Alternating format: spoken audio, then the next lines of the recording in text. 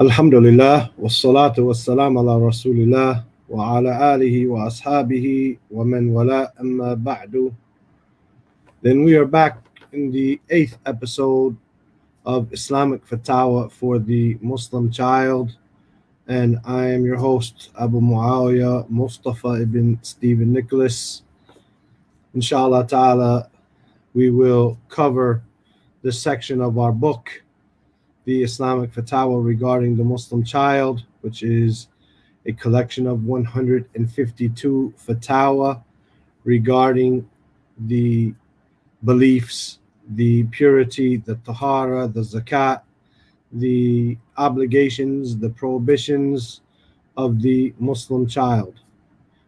Alhamdulillah, we have covered 54 questions so far, and tonight we will cover where the children stand in the Salat, the ruling on a child, the ruling on a child leading the Salat, taking small children to the masjid, praying while there are children playing around and maybe climbing and jumping upon the people, and a few more subjects, inshallah ta'ala. We'll jump right in, inshallah. I'm by myself today. I don't have the helpers. They were busy, and I didn't want to take them away from their other important duties. So, inshallah ta'ala, I will read the question and then read the answer. And if I see that there's a benefit I can bring, I will do so, inshallah ta'ala. Although I imagine that the ta'liqat, the commentary, will probably be much less today due to me reading the question, the answer, and all by myself. Anyway, here we are, question number 55. It was asked to the permanent committee. A man led 2 children or more who had not yet reached puberty in the prayer. Where should the children stand, behind him or to his right? As we said, this question was asked to the permanent committee, Al-Lajnatu Ad-Da'ima, the standing body of scholars who are officially able to give Islamic rulings inside of Saudi Arabia. And they said the sunnah regarding children who have reached the age of 7 is that they stand behind the Imam like adults. If there is one child, he stands on the right of the Imam, because it has been affirmed that the Prophet ﷺ prayed in the house of Abu Talha. He placed Anas and the orphan behind him, and Salim behind them. It has also been affirmed in another narration that he ﷺ prayed with Anas and placed him on his right. Also, he prayed with Ibn Abbas, and likewise, he placed him on his right. This is taken from Fatawa Islamiyya, Volume 1, page 353. So here, where should the children stand if they are being led in Salat? We see that permanent committee, they said the prayer of the children who have reached the age of 7 is like the prayer of the adults. So if there are 2 or more, then they would stand behind them, behind the Imam, in a row, and the women behind them in a row. Whereas if it is just one child or one person, then he would stand him directly to his right, and not behind them, as the Prophet ﷺ did with Anas and also Ibn Abbas radiallahu anhum. And inshallah, that's clear. The next question, number 56. A man entered the masjid and found a group of youngsters praying. The oldest of them, being 12 years old, was leading the Salat. Is the Imamate of this 12-year-old child correct? This was again asked to the permanent committee, and they said, the imamate of a child of understanding is correct, due to the saying of the Prophet ﷺ, the one who leads the people in prayer is the most knowledgeable amongst them as regards to the book of Allah. Also due to that what is affirmed in Sahih al-Bukhari upon the authority of Amr ibn Salama al-Jurmi, that he said, my father returned from the presence of the Prophet ﷺ, and he mentioned that he heard the Prophet ﷺ say, if the time for prayer arrives, then let him who has memorized the most Quran lead you in Salat. So they looked amongst themselves and did not find anyone who had memorized more Quran than me. So they put me forward as the Imam while I was only 6 or 7 years of age. This was again asked to the permanent committee in Fatawa al-Lajnatu Da'ima, volume 7, page 389. So the question was asked about a 12-year-old, and here the permanent committee, they brought a hadith of Amr ibn Salama, who used to lead the people in Salat at the age of 6 or 7. At the age of 6 or 7, and this is in the Sahih of Imam al-Bukhari. So we see from this that the children are not alike. Not all children are the same.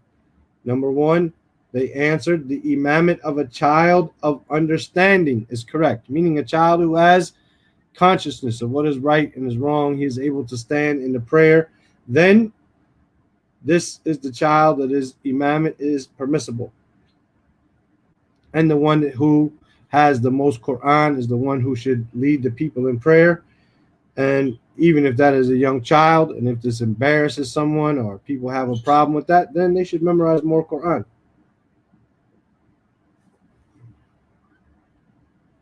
The next question, number 57. Is it permissible to instate an Imam, to appoint an Imam for our children who would lead them in Isha prayer after Maghrib before the elders pray? This is because they sleep before Isha. This was answered by the permanent committee, alleged to Da'ima. They said, it is not permissible to instate an Imam for children, male or female, who would lead them in the Isha prayer after the Maghrib before the entrance of the Isha prayer time, out of fear that they would sleep without praying. This is because the timings of the prayers are the same in regards to adults and children.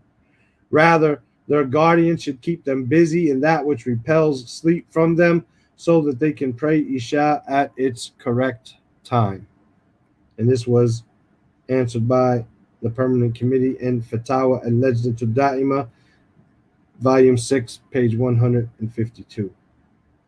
From here we see that the children, the time of the prayer for children is the same as the time of prayer for adults.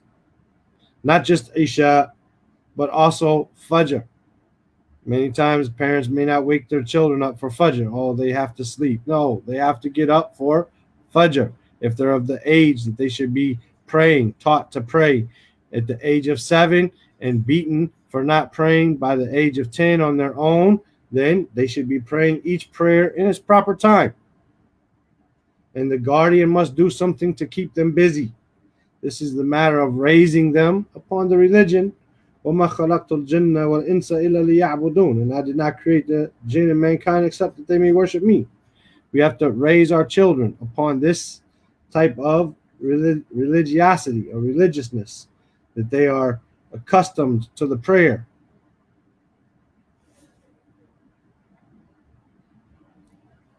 The next question, 58. Some worshippers bring their young children who have not yet reached the age of understanding to the masjid, and they have not perfected the prayer. They stand with the worshippers in line with some of them, playing frivolously and disturbing those around them. What is the ruling of this, and what is your advice to the guardians of these children? This was asked to and answered by Sheikh Muhammad ibn Salih Uthaymin rahimahullah ta'ala. He says, I am of the opinion. I am of the opinion. That which I see is that it is not permissible to take children who disturb worshippers to the masjid, because it is annoying for the Muslims who are performing an obligation from the obligations of Allah. The Prophet ﷺ heard some of his companions praying loudly, and he said to them, do not raise your voices above one another in reading. In another hadith, he said, do not annoy each other. Hence, it is not permissible for a person to do anything that annoys other worshippers. My advice to the guardians of these children is not to bring them to the masjid and to follow the guidance of the Prophet ﷺ, who said, order your children to perform the prayer at 7 and spank them over it at the age of 10. Likewise, I advise the congregation to widen their hearts towards the children, for who it is legislated their coming to the masjid, and not to be hard on them or force them from their places which they have proceeded to. For whoever proceeds to something, he is more deserving of it, whether he is a child or an adult. For in removing the children from their places in the row there is, firstly, the encroachment upon their rights, because whoever proceeds to something which no other Muslim has surpassed him to is more deserving of it. Secondly, the driving of them away from attending the masjids. Thirdly, the harboring of the child hatred and despise for the one who forces him from the space he has occupied. Fourthly, this leads to the gathering of the children in one area, thus leading to their frivolity and disturbance of the people of the masjid. This would not occur if they had been between the grown men. Some scholars have mentioned the moving of a child from his space until all the children are in the last row or in the last row of the masjid, quoting as evidence the saying of the Prophet ﷺ, may those amongst you of maturity and understanding be behind me. However, this is an outweighed opinion that conflicts with the saying of the Prophet ﷺ, he who proceeds to that which none has surpassed him to is more deserving of it. As for quoting the evidence of the Prophet ﷺ, where he said, may those amongst you of maturity and understanding be behind me, then this is not a sound argument, because the hadith is an encouragement for those who are mature and of understanding to move forward until they are behind the Prophet ﷺ. For they comprehend more than the young and are better at understanding what they see from the Prophet ﷺ or hear. The Prophet ﷺ did not say, may there not be behind me except those of maturity and understanding. For if he ﷺ had said this, the opinion of moving the children from their places in the first rows would be well founded. Rather, the context of this hadith is his ordering those of maturity and understanding to move forward until they are behind him. Sallallahu alayhi wasallam. The answer of Sheikh Ibn Taymiyyah, found in Fatawa Islamiyya, volume 2, page 8. So we can see a number of things in this fatwa here. Like, well, first off, the Sheikh, he began, I see. This is what I see. Realizing that there could be a difference of opinion. And he didn't want to force anyone to follow anything. Rather, he told you what he felt and what he saw to be the correct stance. And that is to not bring the children who are going to be a bother during the Salat to the masjid. Right? Because annoying the people who are performing the prayer is not permissible. Likewise, he said that the people in the masjid should open their hearts to the children. Sometimes we may look at a child, he may be small in his size, but older in age, or he might be young in age, but older in his mentality. And he may be into the masjid, and he maybe have someone who he is used to prohibiting this age or this size child from the masjid, or thinking badly about why are they bringing him, whether this child is okay. And even when a child reaches maybe the age of 7, which they should be able to stand in the Salat without fiddling and playing frivolously, then even sometimes Shaitan comes to them and they play around.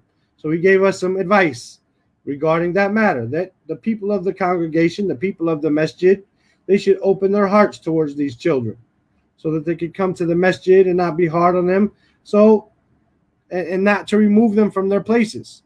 So if there's a child who comes and he's sitting around in the front row playing, sitting against the bench or sitting in the front row, and it comes time for the salat, that child should be allowed to keep his place, because the Prophet ﷺ said, whoever, what means, according to what the Sheikh said, whoever proceeds to something which no one has surpassed him in it, then he's more deserving of it.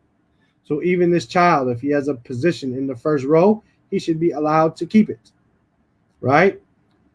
That's due to the statement of the Prophet ﷺ. Secondly, if we don't allow the children to keep their places and we are rude towards them, then this will keep them away from the masjid. And it may cause them, thirdly, to have hatred or animosity for the person who was rude towards them. And lastly, the Sheikh said that if we kick them all out of these first rows and let them pray in the back, then this will cause all the children to be in one row, in one place, standing next to each other. And that's when the frivolity will come. That's when the playing will appear. So to spread them out in between the men, then this is something better, as it will prevent the children from playing as if the way that they would if they were just next to each other and left alone in the masjid. Also, we see here inside this fatwa, and Allah knows best, that there may be a hadith such as, may those amongst you of maturity and understanding be behind me, and it seems that this should be the way it is, that we should implement this. Rather, this is not a command, or this is not a fact from the Prophet ﷺ, right? Or a command that these are who should stand behind me, but rather he is saying, may those of you who have maturity and understanding be behind me. So in other words, those who have maturity and understanding in the religion, then they are those who would come earlier to the masjid and precede the children. If they truly had understanding of the religion, then they would be in the masjid ahead of the children. They would be there waiting for the salat, as the Prophet ﷺ told us that a person is in salat as long as he's waiting on it. So the people of maturity and understanding, they should be behind the Imam, as the Prophet ﷺ said, but not that they should be placed there and have someone who has less maturity or less understanding from their place. No, rather those who have maturity and understanding should be there ahead of time. And if they don't, and someone else precedes them to that place, then that person has more right to be there. He has more right to be there. And it may be that if that child is there enough times, he will be one who has maturity and understanding well beyond his years. And we can see that maybe some people might argue with one hadith against another hadith. Someone might say the Prophet ﷺ said, may those amongst you of maturity and understanding be behind me. And then someone else would say, he who proceeds to that which has surpassed him is more deserving of it. So these are not contradictory of one another. Rather, you have to understand them in light of one another. So the one who proceeds to a place, then he is more deserving of it.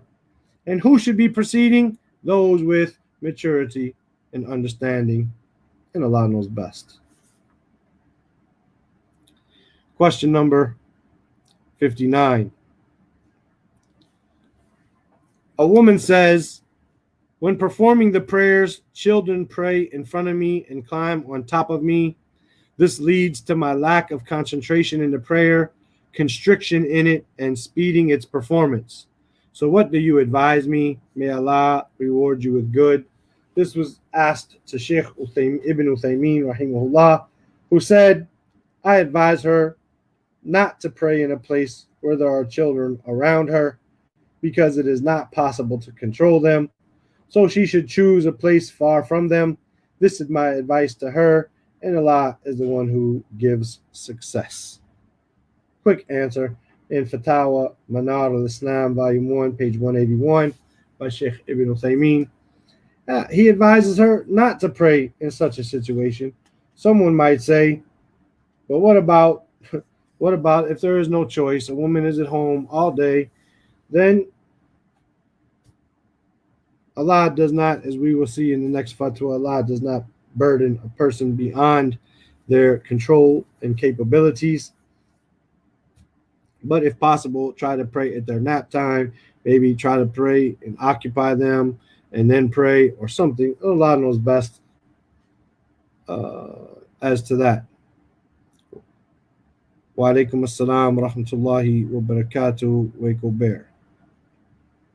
Our next question, and it will be our last for today, as we said, we could go on, but this is the end of the section on prayer. So I figured I would cover the prayer today and cover the next section, which deals with zakat and the wealth of the child in an individual lesson instead of mingling the two subjects. Anyway, the question is, a child of mine passed away while he was 6 months old. So I took him to the graveyard and buried him without praying over him due to my forgetfulness. Bearing in mind that I do not know the location of the grave in which I buried the child, is there a charity that suffices from the performance of the funeral prayer over him, or any other deed that suffices from its performance? This was asked to and answered by the Lajnatul Da'ima, the permanent committee. And they said, there is no deed that suffices from performing the funeral prayer upon the dead child or adult, not the giving in charity or other such good deeds. It is upon you to go to a grave in the graveyard in which you buried him. Place the grave between you and the direction of the Qibla and pray the funeral prayer over this child while in a state of wudu and while fulfilling the remaining conditions of Salat. This will suffice you, for you do not know the exact location of the child's grave. The Most High has said, La yukallifullahu nafsan illa wus'aha. Allah does not burden a person beyond his capability. And he also said, Fattaqula mastata'tum, and fear Allah as much as you are able. The Prophet ﷺ has said, if I order you with something, then perform that which you are capable of. And if I forbid you from something, then avoid it. إِذَا أَمَرْتُكُمْ بِأَمْرٍ فَأْتُوا مِنْهُ مَا اسْتَطَعْتُمْ وَإِذَا نَهَيْتُكُمْ عَنْ شَيْءٍ فَاجْتَنِبُوهُ. If I order you with something, then perform it, that which you are capable of. And if I forbid you from something, then avoid it. Wallahu al-muwaffiq. And the success is with Allah, or Allah is the one who gives success. This was answered by the permanent committee in the book Fatawa Islamiyya, volume 2, page 27. We can see inside this fatwa, number one, the mercy of the Shariah of Islam, that Allah does not burden a person beyond its capabilities. We can see also inside this fatwa that an obligatory action and praying the janazah over a child is an obligatory action. Must be done by fard kifaya. It must be done by someone. And if no one does it, everyone is sinning. And if someone does it, then they lift and remove the responsibility from the others. So here we see that there is no replacement of an obligatory action except with the obligatory action itself. So the person must go and perform the prayer, even if he just prays facing a different grave or facing the Qibla in front of a different grave, even if he does not know that's his child's grave. Which leads us to another thing that we can see in this fatwa, that they did not know the exact place of the grave, which shows us the sunnah of not marking the graves with names and with placing ayat or bismillah or dates and so on and so forth. Rather, place a stone so that we know that it is a grave, but to mark the grave so that it has the child's name or the person's name and their years and maybe a quote or an ayat or something like this. It is not from the sunnah of the Prophet sallallahu alaihi wasallam. And so maybe a person's grave is unknown because of that, and this is perfectly fine, right? And from the hadith, inshallah ta'ala, the last point that comes to my mind when looking at what we have here is that the Prophet ﷺ said, if I order you with something, then perform that which you are capable of. And if I forbid you from something, then avoid it. Then the scholars talk about this hadith, and they say, if we look at the things which the Prophet ﷺ forbade, we were told to avoid them, because this does not require anything from us except avoidance. It doesn't require any capability. Rather, it's haram. We just have to not do an action. Whereas when you are ordered to do something, if I order you with something, then perform that which you are capable of doing. Meaning, you may not be able to do everything from it. So stand up. So pray. You can't pray standing, sit down. You can't pray sitting, lay down. Right? Fast. But if you're sick or on a journey, then make it up from other days. Or feed poor people if you're in a sickness which you fear you may never recover from. All of these things, a command to do something may not be completely fulfilled, and it will be fulfilled as much as you are able to do so. While a prohibition is the absence of doing something. Don't smoke. You just have to not smoke. Don't drink alcohol. You just have to not drink alcohol. Don't commit zina. You just have to not go near zina. Don't involve yourself in riba. You just have to not involve yourself in riba. You have to fulfill the prohibitions completely, while the orders or the commands are fulfilled as much as one is able to do so. And that is because the ability to do something may be deficient, while the ability to not do something is complete for everyone. You just have to not do it. So we should not make excuses. And as he said in the end here, Allah is al-muwaffaq. He is the one who grants success. Inshallah ta'ala, I know this was a short time, but we only did a few fatawa, 6 fatawa, inshallah ta'ala, and I was by myself, so the commentary was kept to a minimum. But next time we will talk about the issue of zakat and the wealth of orphans. So the zakat for children and orphans, zakat al-fitr for the end of Ramadan, right? Must a person save extra money for orphans? Must they put money aside for the orphan? How to manage the wealth of an orphan, and so on. So this is what we're going to talk about. This would be an important issue for those who have children, especially since we have this idea being spread around today of generational wealth. Inshallah ta'ala, we'll get an insight upon that somewhat from reading the Fatawa of the ulama. And with that, we conclude. Again, I thank everyone for their participation. Tomorrow, inshallah ta'ala, we will divide the video up into the 6 individual fatwas and put them on our YouTube channel as we do for normal. And tomorrow night at 4 p.m. Mecca time, we will have word for word Quran. I apologize about last week. We started the lesson, but the internet kept kicking me and the sheikh out of the room. And so we're going to try again, hopefully with a better internet connection. Bi'idhnillahi ta'ala.